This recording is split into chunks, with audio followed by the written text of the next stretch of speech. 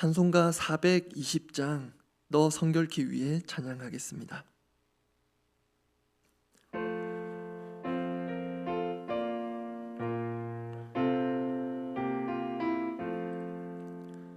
너 성결케 위해 늘 기도하며 너 주 안에 있어 늘 성경 보고 온 형제들 함께 늘 사귀면서 일하기 전마다 너 기도하라. 너 성결케 위해 내 머리 숙여 처음 미리 계신 내 주께 빌라. 주 사귀어 살면 주 닮으리니 널 보는 이마다 주 생각하리. 너 성결케 위해 주 따라가고 일 다급하여도 당황치 말고 참 즐거울 때나 또 슬플 때나 너 주님만 믿고 늘 따라가라. 너 성결케 위해 늘 기도하며 내 소원을 주께 다 맡기어라. 너 성령을 받아 주 섬겨 살면 저 천국에 가서 더 잘 섬기리. 아멘. 민수기 19장 11절에서 22절 말씀입니다.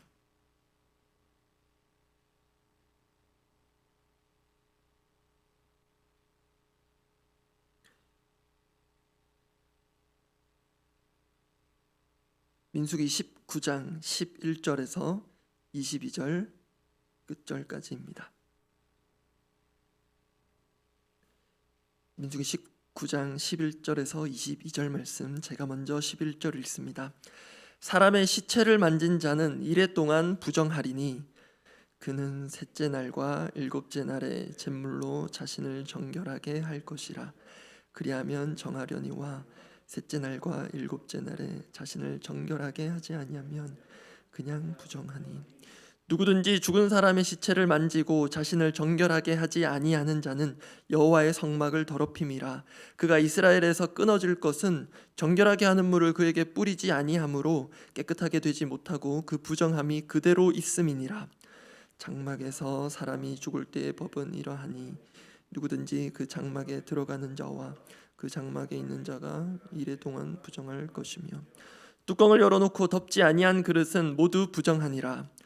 누구든지 들에서 칼에 죽은 자나 시체나 사람의 뼈나 무덤을 만졌으면 이레 동안 부정하리니 그 부정한 자를 위하여 죄를 깨끗하게 하려고 불사른 재를 가져다가 흐르는 물과 함께 그릇에 담고 정결한 자가 우슬초를 가져다가 그 물을 찍어 장막과 그 모든 기구와 거기 있는 사람들에게 뿌리고 또 뼈나 죽임을 당한 자나 시체나 무덤을 만진 자에게 뿌리되 그 정결한 자가 셋째 날과 일곱째 날에 그 부정한 자에게 뿌려서 일곱째 날에 그를 정결하게 할 것이며 그는 자기 옷을 빨고 물로 몸을 씻을 것이라. 저녁이면 정결하리라.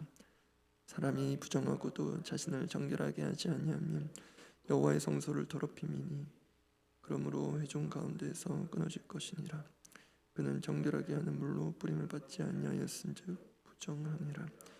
이는 그들의 영구한 율례니라. 정결하게 하는 물을 뿌린 자는 자기의 옷을 빨 것이며 정결하게 하는 물을 만지는 자는 저녁까지 부정할 것이며 부정한 자가 만지는 것은 무엇이든지 부정할 것이며 그것을 만지는 자도 저녁까지 부정하리라.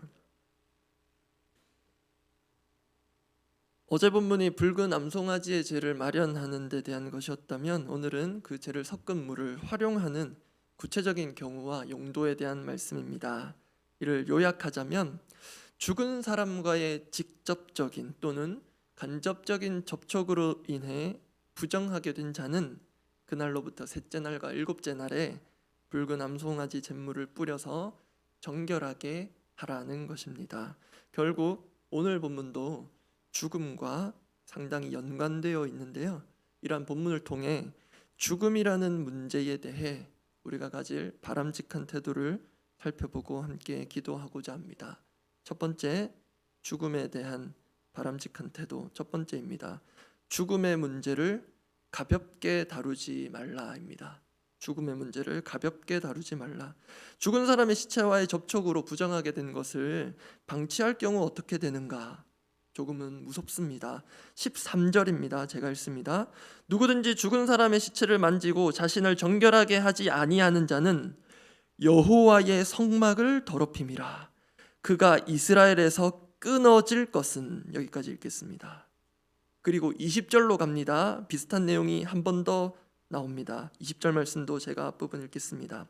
사람이 부정하고도 자신을 정결하게 하지 아니하면 여호와의 성소를 더럽힘이니 그러므로 회중 가운데에서 끊어질 것이니라. 하나님의 성소를 더럽힌다고 합니다. 그리고 공동체에서 끊어질 것이라고 합니다. 이처럼 죽음의 문제 또는 죽음과 연루된 문제에 성경은 또 우리 하나님은 상당히 엄격해 보입니다. 그런데 또 언뜻 보면 조금 과해 보이기도 합니다. 적절한 표현일진 모르나 죽음 또 그로 인한 부정에 성경은 일종의 결벽증이 있는 듯 아주 강도가 센 말씀을 우리에게 주고 있습니다. 그런데 조금만 생각해 보면 그럴만합니다. 창세기 앞부분 2장 17절 말씀, 창세기 2장 17절 말씀을 제가 읽어드립니다. 선악을 알게 하는 나무의 열매는 먹지 말라. 네가 먹는 날에는 반드시 죽으리라 하시니라. 이 말씀 이후 창세기 3장에서 타락이 발생하기 전까지 하나님 만드신 세상 가운데에는 죽음이라는 것이 없었습니다. 또한 조금 전 읽어드린 말씀대로 반드시 죽으리라 경고하셨기에 이 세상 가운데 죽음이 없어야 했습니다. 그런데 죽음이 초래되었습니다. 그래서 성경적으로 엄밀히 말하자면 자연사라는 것은 없습니다. 인간의 죄로 인한 인위적인 죽음, 반역적인 죽음이 죽음의 출발입니다. 세상을 만드신 하나님은 그러한 죽음이 얼마나 싫으셨을까요? 또한 그러한 죽음의 문제로 인한 우리 사람들의 두려움은 얼마나 큰가요? 그래서 죽은 사람과의 직간접적인 접촉으로 인한 부정은 궁극적으로 죽음에 대한 우리의 태도를 돌아보게 합니다. 앞서 읽어드렸던 본문 13절과 20절에 공통적으로 나오는 여호와의 성막, 성소를 더럽히다, 여기에 더럽히다로 번역된 단어는 부정하게 하다라는 뜻, 히브리어 원어입니다. 즉 우리의 부정이 가능할지 모르겠는데 하나님의 성막, 성소마저 부정하게 할 수 있다, 성경은 말합니다. 그리고 확인한 대로 공동체에서 끊어지는 뼈아픈 결과도 나올 수 있다고 합니다. 그렇다면 죽음의 문제 또는 죽음에 이르는 부정과 죽은 행실의 문제에 대해 우리는 어떤 경각심과 경계심을 가져야 하겠습니까? 그래서 죽음의 문제는 가볍게 다룰 수 없습니다. 두 번째입니다. 죽음이라는 문제에 대한 바람직한 태도. 두 번째는 첫 번째와 반대일 수도 있는데요. 죽음의 문제를 과하게 다루지 말라입니다. 죽음의 문제를 간과해서는 결코 안 되겠지만 그렇다고 너무 과하게 다루고 거기에 함몰되는 것도 곤란합니다. 왜냐하면 오늘 본문에 따르면 죽음으로 인한 부정을 방치만 하지 않으면 얼마든지 어렵지 않게 해결할 수 있기 때문입니다. 그 방식과도 같은 구절이 12절인데요. 12절 함께 읽어보겠습니다. 12절 말씀입니다. 그는 셋째 날과 일곱째 날에 잿물로 자신을 정결하게 할 것이라. 그리하면 정하려니와 셋째 날과 일곱째 날에 자신을 정결하게 하지 아니하면 그냥 부정하니. 방법은 쉽습니다. 2번 잿물로 뿌림 받으면 됩니다. 우리 코로나 기간에 익숙한 방법인데 출입 시에 손소독제 사용했었지 않습니까? 어떤 기기는 손을 대면은 소독액이 이렇게 뿌려지는 기계도 있었는데 그렇게 자신을 뿌려주는 물에 몸을 맡기면 됩니다. 방식 자체는 참 간단합니다. 문제가 방치했을 때 주는 그 뼈아픈 결과에 비하면 참 간단해 보입니다. 그래서 정말 문제는 방치가 문제입니다. 죽음으로 인한 부정 자체가 문제라기보다 오늘 본문을 잘 보시면 부정을 해결하는 방법이 있음에도 하나님께서 그 손쉬운 방법을 열어주셨음에도 정결하게 하지 않는 것, 그냥 부정하게 방치하는 것이 더 문제로 보입니다. 그리고 또한 죽음의 문제에 너무 함몰되지 않아야 할 이유 11절에서도 확인이 가능합니다. 11절은 제가 읽어드립니다. 사람의 시체를 만진 자는 이레 동안 부정하리니. 이 7일간의 부정이 지속되는 것 어떤 의미가 있을까? 7일 이 역시 우리에게 좀 익숙합니다. 현재 코로나 확진자 격리 기간이 7일이죠. 근데 처음에는 14일 2주였고 이게 기간이 줄어가고 앞으로는 격리를 해제할 것도 논의 중인 것으로 알고 있습니다. 성경에도 연관이 있는지 모르겠는데 여러 가지 문제가 있을 경우 7일간 격리하는 그런 본문들이 있습니다. 레위기 말씀에 주로 이어져서 나오는데요. 제가 간단히 언급해 드립니다. 레위기 12장에 보면 여인이 임신하여 남자를 낳을 때 1회 동안 부정할 것이다 말씀합니다. 그리고 14장에 보면 유출병이 있는 자들 역시 1회 동안 장막 밖에 머무르라 합니다. 그리고 14장은 나병 환자에 대한 것이고요. 레위기 15장이 유출병 환자에 대한 것입니다.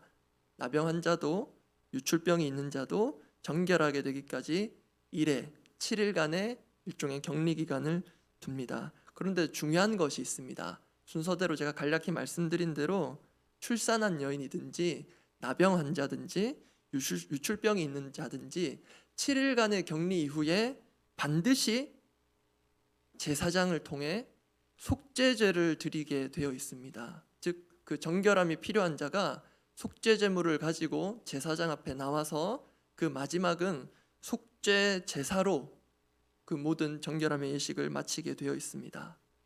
그런데 오늘 본문으로 오면 7일간의 부정은 같습니다. 그런데 그 마지막 방식은 예외입니다. 즉 부정하게 된 자는 더 이상 드릴 게 없습니다.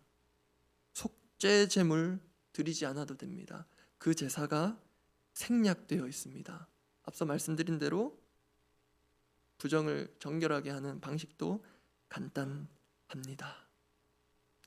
이것을 통해 알 수 있는 것, 죽음은 사실 그 누구도 자신의 힘으로 극복할 수 없는 문제입니다. 그러나 우리는 죽음의 문제를 해결받은 자들이라는 것입니다. 로마서 8장 38절 39절 말씀을 제가 읽어드립니다. 내가 확신하노니 사망이나 생명이나 천사들이나 권세자들이나 현재일이나 장래일이나 능력이나 높음이나 깊음이나 다른 어떤 피조물이라도 우리를 우리 주 그리스도 예수 안에 있는 하나님의 사랑에서 끊을 수 없으리라. 이 확고한 사랑, 그런데 그 제일 앞에 나오는 것이 사망입니다. 그런데 이 사망이 우리를 하나님의 사랑에서, 그 사랑으로 인한 생명에서 끊을 수 없다. 즉 우리는 이미 죽음의 문제를 해결받은 자들입니다.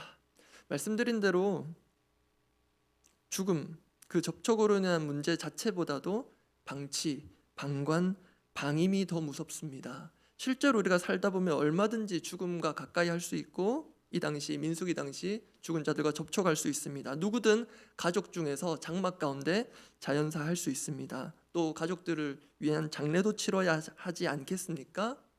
그래서 그런지 하나님 어렵지 않은 해결할 길을 열어주셨습니다. 상대적으로 간소한 방식으로 물뿌림 받으면 된다, 씻으면 된다, 그리 번거롭지 않은 방식입니다. 그런데 그거 무시하면 성막도 더럽히고 공동체에서 분리되는 뼈아픈 결과를 낳습니다. 말씀 정리합니다. 죽음의 문제, 아무도 풀지 못하는 것 주님께서 풀어주셨습니다. 그거 믿고 붙들고 나아가 주님의 은혜의 보혈의 핏부림을 받고 그 은혜에 젖어들면 해결되는 것입니다. 그러나 죽음의 문제들, 또 죽을 것 같은 문제들, 죽은 행실들 방치하거나 그대로 두면 일이 커져버립니다. 그런 점에서 영적 파수꾼 같은 역할이 우리에게 필요할 텐데요, 스스로도 우리에게 그런 자신의 파수꾼이 되어야 할 필요가 있을 것 같습니다. 내게 묻어있는 부정함은 무엇입니까, 주님? 생명의 성령의 법이 아니라 죄와 사망의 법에 얽매여서 생각하고 말하고 행동하고 결정하고 있는 것들은 무엇입니까? 성령님, 제가 스스로 방치하여서 확대 재생산하고 있는, 결국 나를 죽을 것 같은 지경으로 이르게 하고 있는 그런 문제들은 무엇입니까? 그 고리를 끊게 하여 주십시오. 생명의 보혈의 피를 이 새벽 가득 뿌려 주십시오. 그렇게 주님의 은혜를 구하며 기도하는 이 시간, 이 하루 되기를 바랍니다. 기도하겠습니다.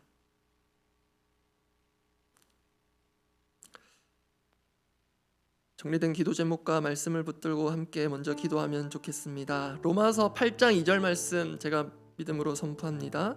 이는 그리스도 예수 안에 있는 생명의 성령의 법이 죄와 사망의 법에서 너를 해방하였음이라. 한 번 더 읽어드립니다. 이는 그리스도 예수 안에 있는 생명의 성령의 법이 죄와 사망의 법에서 너를 해방하였음이라. 이렇게 기도하면 좋겠습니다. 죽음과 있다 있는 부정과 죄악들을 간과하지 않게 하시되 그 문제에 얽매여 속박되지 않는 은혜와 자유를 누리게 하옵소서.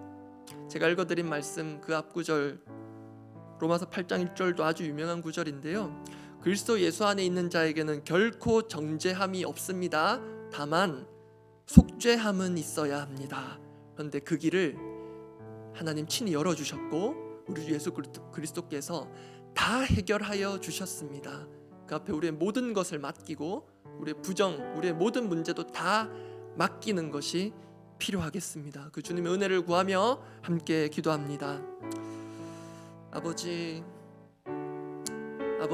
저에게도 덕지덕지 묻어있고 방치되고 있는 먼지와 같은 것들, 부정한 것들, 나뿐만이 아니라 이 부정을 옮기고 전염시키고 심지어 하나님 임재 처소마저 더럽히고 부정하게 하고 공동체에 서로의 마음을 상하게 하고 또 부정을 전염시키는 그런 하나님 처음부터 잡아야 할 죄악의 불씨들이 있다면 주여 씻겨주시고 사람의 힘으로 할 수 없는 것이기에 하나님께서 친히 그 정결의 길을 열어주셨고 이미 그 모든 제물이 되어주셨는데 아버지, 우리 가운데 그 거룩한 핏부림을 허락하여 주시고 우리가 주님 앞에 가리는 것 없이 내 안에 있는 모든 부정함들을 내려놓고 인정하고 주님 앞에 모든 것을 맡길 때에 주님의 보혈의 핏부림을 받아 모든 것을 새롭게 하실 주님을 기대합니다. 주님, 우리 스스로 또 우리가 알지 못하는 보지 못하는 영혼의 내밀한 하나님 그런 부정과 또 죽음에 잇따 있는 모든 문제들, 살아있는 듯하나 죽은 말과 행실 가운데 하나님 우리를 건져주시고 주님 보혈의 피로 새롭게 하시되 정죄함은 없으나 속죄함과 정결케 함이 우리 가운데 있도록 그것이 우리 힘으로 되는 것이 아니오니 주여 은혜를 구합니다.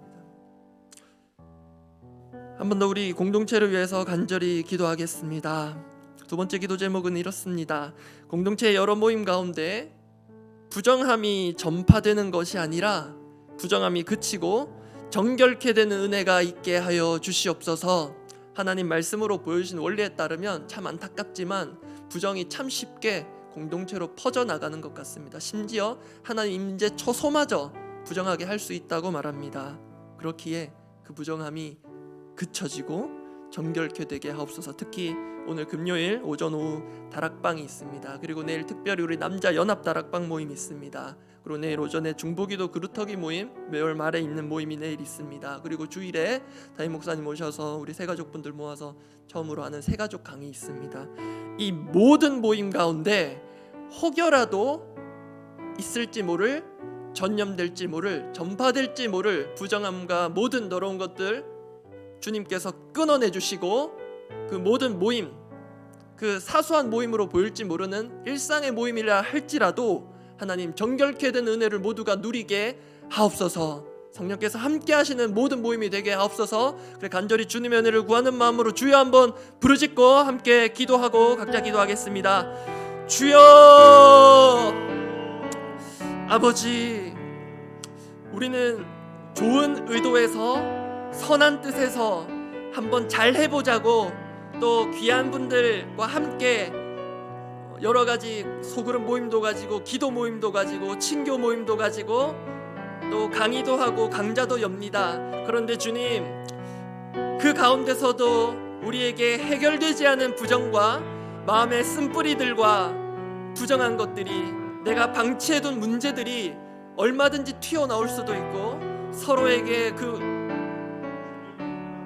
오물 같은 것들이 튈 수도 있고 그렇게 우리 공동체가 서로를 부정케도 할 수 있는데 하나님, 그러한 모든 부정함이 그쳐지게 하시고 나의 욕심도 아니고 내 모든 이기심도 아니라 주님의 은혜로 우리 모두를 정결케 하사 우리 그런 모든 모임 가운데 정결케 되는 하나님 은혜를 우리가 누리게 하여 주십시오.